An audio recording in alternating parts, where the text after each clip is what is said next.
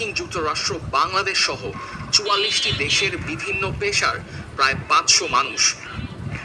Global Sumud flotilla এগিয়ে চলছে গাজার সম্মুখে গাজাবাসীদের জন্য ত্রাণ নিয়ে।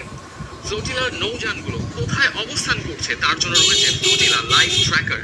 সবশেষ তথ্য অনুযায়ী ফ্লোটিলার মাত্র 4টি নৌযান এখন গাজা অভিমুখে যাচ্ছে। বাকি সবগুলো ইসরায়েল বাহিনী দখল করেছে বা দখল করেছে বলে ধারণা করা হচ্ছে। ফ্লোটিলার একটি নৌযান মিকেনো গাজার আঞ্চলিক জল 13 থেকে 15 সেপ্টেম্বর তিউনিসিয়া ও ইতালির সিসিলি দ্বীপ থেকে আরও কিছু নৌযান এই বহরে যুক্ত হয়। এই ফাঁকা 37টি দেশের 201 জনের বেশি মানুষকে জলকামান থেকে পানি ছোড়া হয়, তাদের দিকে নামিয়ে নেওয়া হয় নৌযান থেকে।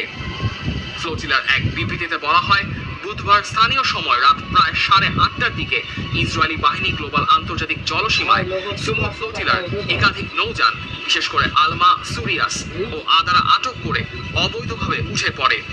এর আগে বিপদ সংকেত পাঠানো লাইভ স্ট্রিম বন্ধ করতে ইসরায়েলি নৌবাহিনীর জাহাজ ইচ্ছাকৃতভাবে নৌযানগুলোর যোগান ইতিমধ্যেই আন্তর্জাতিক মনোযোগ কেড়েছে।